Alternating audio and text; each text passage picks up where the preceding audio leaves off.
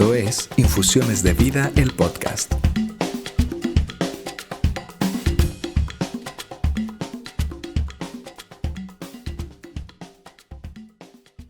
Hola, hola, buenas tardes. Estamos en Infusiones de Vida en un capítulo más con Mel Fuentes, actriz, bloguera y creadora escénica. Hoy vamos a hablar sobre tu formación, Mel. ¿Esto sí está grabando? Sí. Y yo ya narrando todo y hay fallos. No hay fallos. Sí, los gajes de ser productor de tu propio programa. Como buen creador artístico. Creador artístico o creador escénico también, ¿no? Pues de todo, ¿no? De todo un poco. Pero bueno, hablemos sobre ti. Okay. Ya nos contaste que entraste a Bellas Artes. Ajá. ¿Cómo fue eso? Dijiste que es un proceso muy estricto, por decir una palabra. Estricto. ¿Cómo fue ese proceso? Cuéntanos. Pues, a ver, ¿por dónde empezar? Quisiera primero relatarte por qué decidí entrar a esa escuela. A ver. Y es que yo les había contado en el otro episodio que yo había decidido antes entrar al Centro Universitario de Teatro, que es de la UNAM. Como que esa había sido mi tirada. Ok.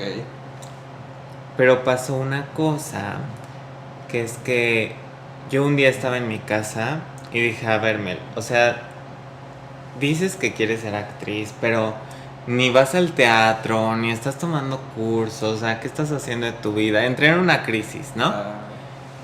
Y entonces dije, bueno, vamos a empezar por lo más sencillo, que es voy a ir al teatro lo más pronto posible. Y entonces entré a internet, busqué la cartelera y resulta que ese mero día que busqué era el Día Mundial del Teatro. Y por eso había un evento en el Centro Nacional de las Artes donde habían como 80 obras que se iban a presentar ese mero día ahí mismo, ¿no? Y dije, pues voy mínimo a una, ¿no? Entonces vi cuál se me antojaba. Había una que se llamaba así meramente trans y me llamó la atención y entonces dije, bueno, voy a esa. Y entonces ahí voy, entro a la obra y la obra me cambia la vida. O sea, no voy a dar más detalles, pero básicamente, pues sí, tuve una experiencia catártica. Hubo un antes y un después. Wow. de que yo vi esa obra. Y entonces salí de ahí muy contenta, muy empoderada. Y dije, qué padre. ¿Y quién hizo esta maravilla de obra? Y entonces vi que las creadoras, una de ellas era egresada de Bellas Artes, ¿no? Bueno, cabe mencionar que además la vi en esa misma escuela, la Escuela de Bellas Artes, la ENAT. Y entonces salgo y veo que ahí está toda la comunidad estudiantil y veo cómo conviven. Estaban varios estudiantes vendiendo comida oaxaqueña y café y aguas como para financiar su proyecto escénico y de titulación y no sé qué. Y entonces yo veía que decían, ay, pásame tal cosa. Y me parecía un ambiente como muy familiar. Claro. Y eso me cautivó mucho. Y dije, es que yo esto no lo he vivido antes. O sea, son cosas que no me había tocado vivir en la prepa, en la secundaria. Y que yo tenía muchas ganas de vivir con otros artistas, ¿no? Y dije, es que siento que esto podría ser para mí. Entonces decidí quedarme a otra obra porque te digo, era una tras otra, como en 8 teatros simultáneos, ¿no? Y entonces fui a otro teatro y vi otra obra de clown y fui a otro teatro y vi una obra de un Shakespeare muy contemporáneo y así vi como 4 o 5 obras ese día. Y al final un concierto de cierre, o sea, salí de ahí como a las 12 de la noche. ¿Te la viviste allí? Sí. Ay, no. Y con la decisión súper clarísima de, esta es mi escuela. ¿Y viste no hay de otra. todas de la ENAD? O sea, todas las que viste fueron de la ENAD. No, Fueron de fue varios. diferentes lados, pero en el mismo complejo cultural, ¿no? Y dije, esto es hermoso. O sea, me encanta aquí, soy de aquí. Y ya no hubo más. Dentro de pocos meses después de eso fue la audición, proceso de selección. Yo ya estaba terminando la prepa y fue cuando audicioné y quedé. Ese proceso, bueno, como te digo, hay un montón de gente que quiere entrar y solamente liberan ahora por internet 450 fichas, ¿no? 450 lugares para realmente hacer el examen, ¿no? Entonces tienes que estar súper a las vivas en la página web en el momento en que abren el sistema para meter todos tus datos y ser de los primeros 450. De ahí puede haber un buen negocio. Como el negocio de espera. Cállate, no des idea. Créeme que ya lo pensaron nuestros radioescuchas, hay que decir. No. Y antes era peor porque tenías que ir a formarte. Entonces había gente que como que acampaba. Claro. Sí, una locura. Pero bueno. Wow. Entonces, o sea, todo es... A mí me parece que ese proceso, no sé si estricto, sino pues muy... burocrático. Sí, muy burocrático, también muy fortuito, o sea, hay mucho de fortuna y de suerte involucrado desde el principio, Pues o sea, si casino. alcanzaste o no alcanzaste, Claro. ¿no?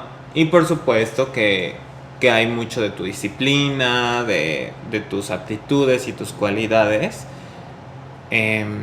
pero lo que yo creo que están buscando es más qué tanto tienes la capacidad de construirte como artista. No cuánto talento tienes, ni mucho menos, sino como cuánto tienes las aptitudes como para desarrollar, ¿no? Entonces, bueno, pues sí, como te digo, hay mucha suerte de por medio. Entonces primero es como quedarte con una ficha y después hay un examen teórico, ¿no?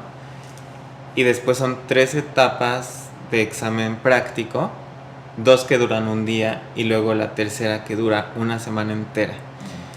Y te están como básicamente casteando, ¿no? Tienes una playera con tu nombre y un número en donde todo el tiempo te están viendo y anotando así, como en las películas, horrible la verdad. Me imaginé la escena de Mulan, ¿lo ubicas? Cuando Mulan entra a su audición. Ajá. Y siempre la está viendo pero anotando todo, así de muy flacucha. Sí, o sea, todo, sí, no. todo. Es una locura, la verdad. Y bueno, yo, o sea, de verdad, quería ser perfecta, ¿no? Claro. De hecho, hice un poco de... me da mucha risa porque hice una trampita. Oh. Porque había, o sea, yo como que estaba muy lejana a este mundo de los ejercicios teatrales y actorales que después aprendí en esa escuela, ¿no? De los pocos que me sabía, era un ejercicio como de coordinación que se llama cuadrados, ¿no? Y entonces El hacer un cuadrado en el y- piso, como caminando. Y entonces tienes que contar 4 pasos, 1, 2, 3, 4, 1, 2, 3, 4, y luego 3, y luego 2, y luego 1. Es una cosa así como que te hace una locura mental y es difícil de coordinar. Ese era el único que yo me sabía. Todos mis compañeros dominaban la mayoría y se sabían sus secuencias de movimiento y no sé. O sea, tenían más preparación. Tenían mucha preparación y yo estaba como muy nueva. Y ese era el único que yo me sabía. Y hacen el examen a diferentes grupos al mismo tiempo. Y yo veía que a todos los demás grupos, y no al mío, les ponían ese ejercicio de los cuadrados. Y yo decía, ¿por qué al mío no? Es el que Es me el sé. único que me sé. Lo estuve practicando toda la semana. Te lo juro. Era como él era el único que me sabía, era el que yo entrenaba. Claro. Entonces, así me daba coraje, ¿no? Hasta el último día de la tercera etapa, que el director de la escuela, que fue el que me dio esa última prueba, dijo, bueno, vamos a hacer cuadrados. Y todo mi grupo, "Ay, ¿cuáles son esos? Porque como que no nos lo habían puesto, ¿no? Ah, ¿no lo han visto? Y yo, y todos, no, y yo, no. Claro que no. Ni idea tengo, ¿no? Y entonces dice, bueno, pues tienen que hacerle así. Entonces nos empieza a enseñar. Y yo me hice la principiante de ese ejercicio que Que dominaba. hasta te equivocaste una vez o algo así. Ajá, sí. ¡Claro! Entonces el primer intento y así todos se equivocaron horrible y yo así de, ay, y también me tropecé, ¿no? Y todo. Y él así de, ay, por Dios, ¿no? Y entonces, segundo intento, y entonces le hice un poquito mejor. Tercer intento, todos se seguían equivocando. Y tú yo ya así lo dominé. perfeccionado. Y digo, ay, gracias, Mel, por fin. Y yo así, sí, anótale. Y ya. Entonces, bueno, sí es una cosa muy cardíaca porque, pues estás como, o sea, esas 3 pruebas se dividen como en un mes.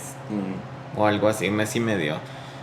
En donde estás así como, no sé, te sientes en constante evaluación, te están evaluando, te están midiendo. Bueno, así se siente, no sé. Claro. Y yo que lo deseaba tantísimo, no sé, es muy cardíaco. Y afortunadamente me quedé. Si no me hubiera quedado, siento que hubiera sido una locura. Porque además el proceso es muy burocrático y muy tedioso. O sea, es como ir al IMSS 40 veces. Pues me suena, desde lo de las fichas. Sí, no. Pues me suena que es el IMSS. Y la verdad la gente sí, luego no ayuda. Los empleados no ayudan. O sea, la gente no Igualito. sé, está de malas. No, ay, no.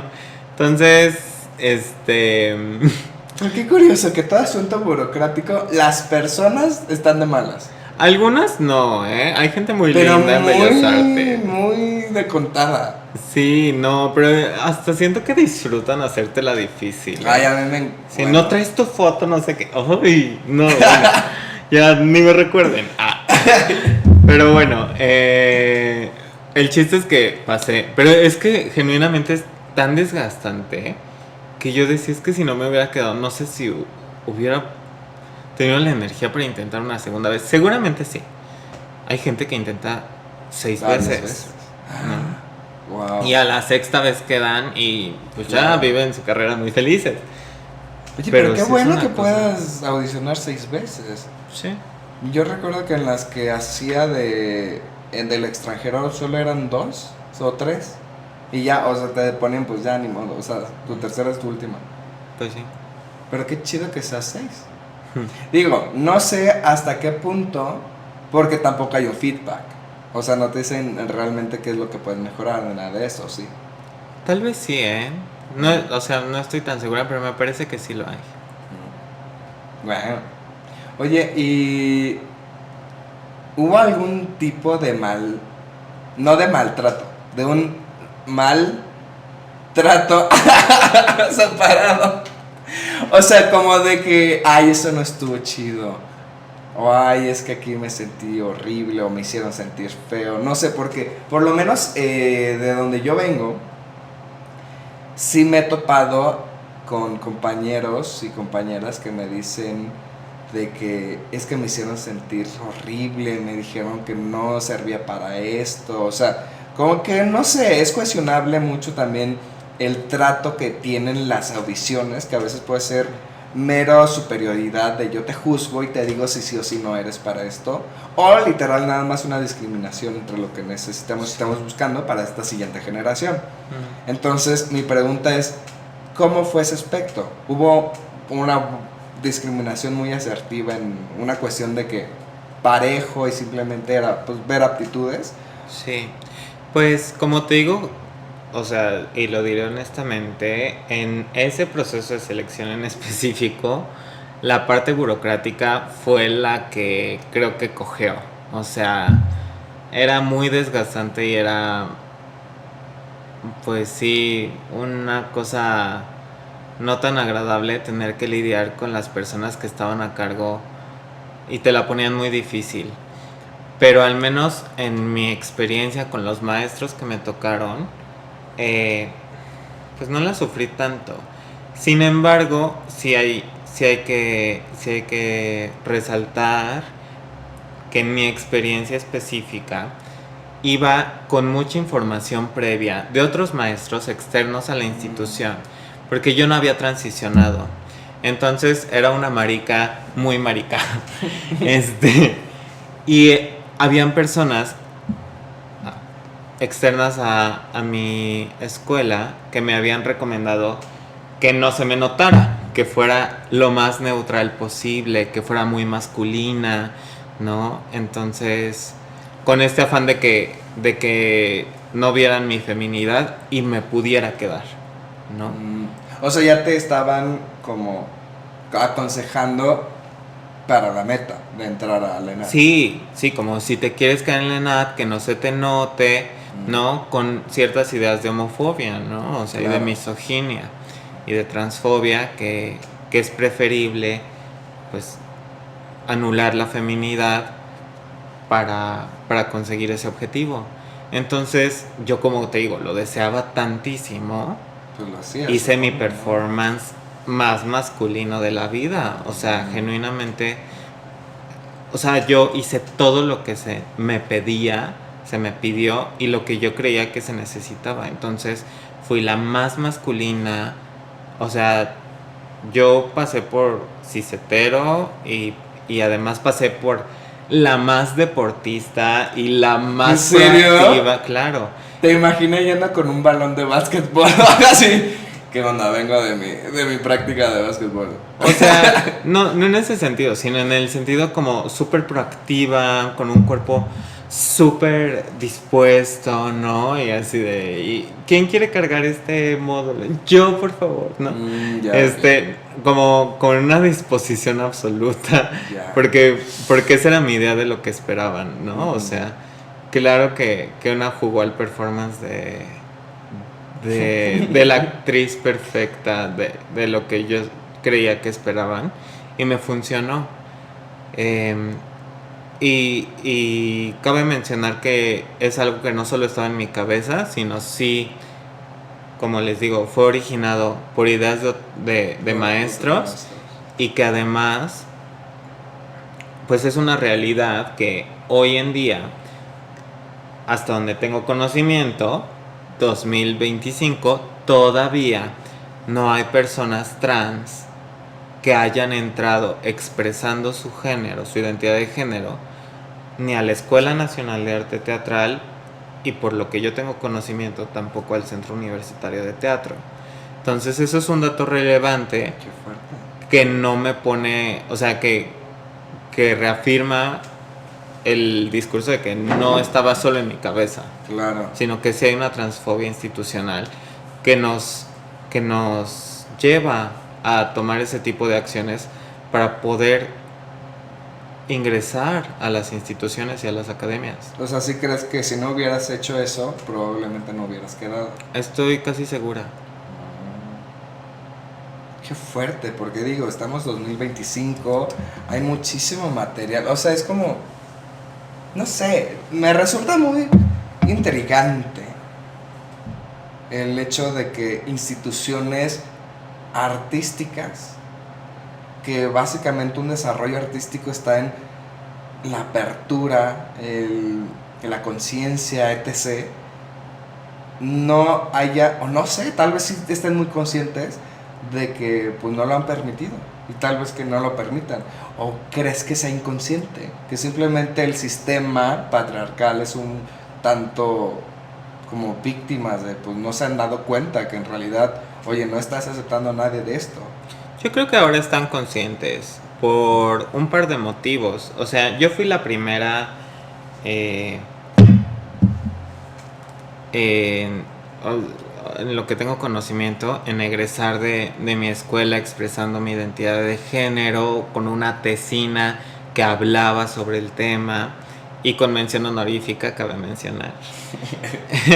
Entonces, además, con un grupo de sinodales muy diverso, ¿no? Con Martín Acosta, que es un maestro de teatro, Wow. que representa una generación, pero con Micaela Gramajo, que representa otra generación. Entonces, como que entre ellos dos he visto cómo hay una reflexión profunda, intergeneracional, sobre este tipo de temas.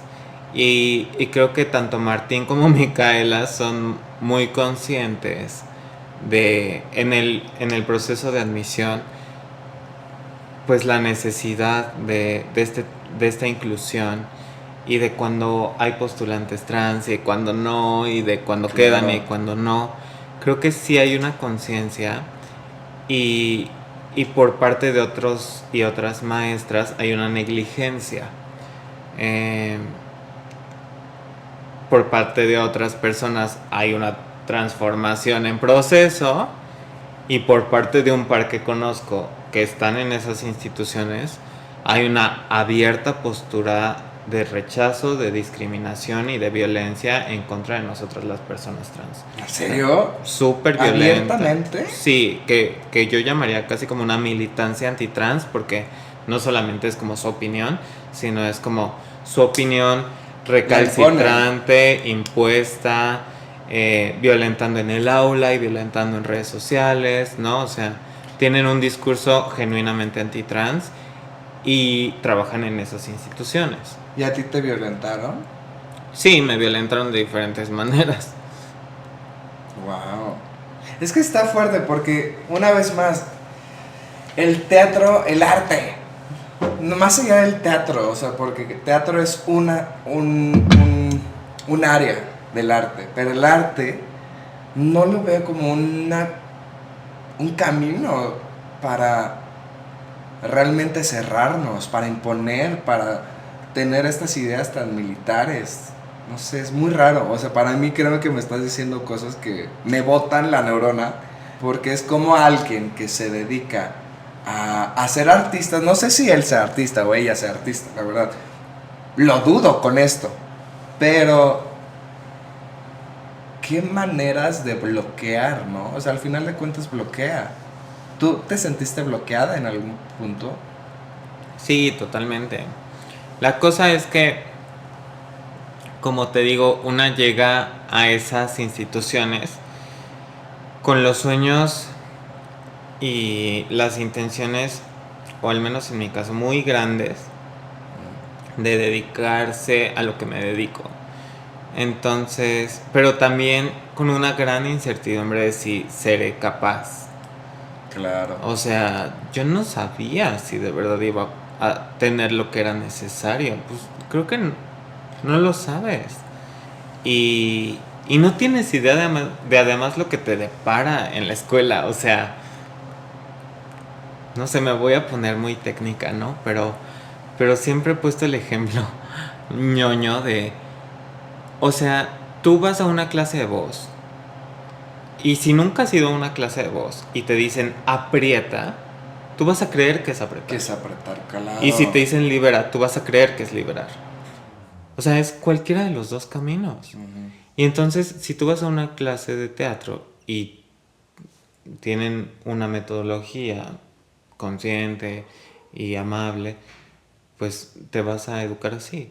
Pero si tienen una metodología militarizada y masculinizada y patriarcal, lo vas a asumir como tal y lo vas a integrar y lo vas a creer, vas a decir, claro, que de así hecho es el creo teatro. que ese es un problema, ¿no? O sea, un problema que tenemos como actores, como actuantes, como actrices, que allá afuera, ya sea directores, productores o castineras, que precisamente vienen con estas ideologías de forma consecuente, Sí. tal vez ni siquiera conscientes, pero de una cuestión que rebota. Y casi que lo defienden, ¿no? Porque es como ya parte de su identidad. Entonces, bueno, en ese momento en el que estás con tanta incertidumbre de si lo vas a lograr o no, yo recuerdo que en el primer año mi maestro de actuación, que además pues es una figura de mucha autoridad y admiración, me dijo que yo tenía que determinar mi género. En ese momento yo estaba en un momento de mi vida en el que yo no había determinado mi género como binario, entonces estaba fluyendo entre masculinidad y feminidad y estaba como explorando, ¿no? Esas energías. Y él me pidió que lo determinara porque él necesitaba saber si educarme como actor o como actriz. Eso para empezar, ¿no? Y por otro lado me dijo que le preocupaba que mi ambigüedad contagiara a mis personajes, ¿no? Y creo que son ideas que además no me lo dijo de una manera Sí, no me lo gritó, no me lo dijo con desprecio, me lo dijo desde un lugar preocupado, amoroso, Claro, como tratando de ayudarme desde sus es a herramientas lo o que voy, desde su con una ignorancia. inconsciencia de que él no sabe, o ella no sabe, que está haciendo realmente una cuestión de réplica de mentes muy cerradas del pasado. Sí, Porque te lo dijo totalmente. preocupado, o sea, como validando ese pensamiento. Y es Sí, como, no. o sea, digámoslo como es, son discursos NB-fóbicos, son discursos transfóbicos que invalidan expresiones que no caen en el binario. Ahora yo, como una actriz hecha y derecha, puedo decir, Y nominada. no hay manera de educar a un actor o a una actriz y que sean diferentes caminos. O sea, la humanidad y la actoralidad se entrena y se conoce y se profundiza de la misma manera. Así No. como 1 más 1 es 2. Pues O sea, es como, pues, estamos enseñando una materia. ujú.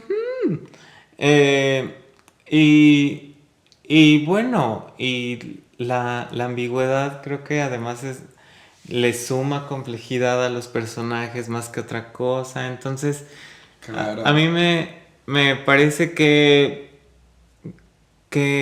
no eran tan acertadas sus aseveraciones, pero a mí me pusieron en un lugar de bloqueo, de completo terror, de claro, es que si soy lo que soy, entonces no voy a poder dedicarme a lo que deseo dedicarme.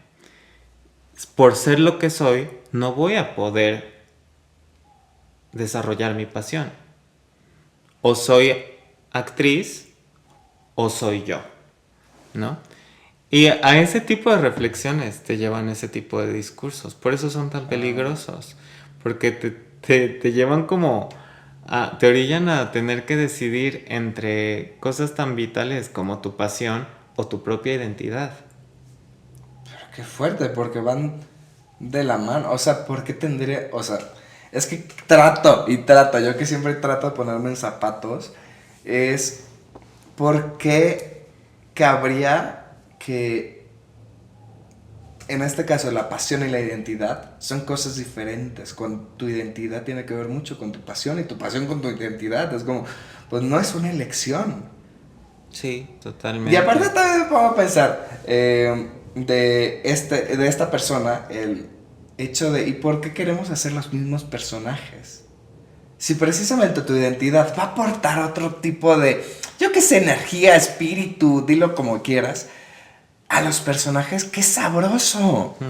O sea, ¿qué necesidad de estar replicando los mismos, ¿no? Que Hamlet sea Hamlet, que Romeo sea Romeo, que Julieta sea Julieta. O sea, es como, pues no, hay miles de variaciones que yo digo jamás se han duplicado. O sea, yo no temería. Yo como maestro sé que no le temo a que alguien duplique porque es imposible. No me vas a duplicar jamás el personaje. Todos, aunque le intenten hacer una imitación, tienen algo distinto. Se siente. Entonces, y lo veo también con las películas, con las obras, que pues va evolucionando, se va desarrollando el arte y las formas de hacer arte, que pues inevitablemente las nuevas generaciones, y por nuevas también me refiero a nosotros, porque no estamos del otro lado aún, estamos para innovar desde lo que nosotros somos. Y lo que nosotros somos, las nuevas, no diría tendencias, pero descubrimientos psicológicos, emocionales, etc., aportan también a los personajes, que creo que ya he dicho un poco de esto en otros capítulos, con otras personas, que precisamente va innovando la creación del personaje. No es el mismo Willy Wonka de hace 50 años que el de Timothy. Y así sucesivamente, no va a ser igual. Va a ser cada vez más actualizado, por decir algo, con las nuevas creencias, descubrimientos. Por lo tanto, yo digo, es que porque esta persona, me pongo en sus zapatos, te guiaría a una cuestión de, pues solo es este modo. Hola, toma 2, porque ya había grabado esto, pero se está deteniendo. Solo es para cerrar. Ya haremos otro día con Mel Fuentes, para que nos siga platicando acerca de el proceso de una formación de otro artista, aparte del mío, que ahí lo pueden ver en el canal de YouTube. Les mando un saludo, esto fue Infusiones de Vida. Chao. Adiós.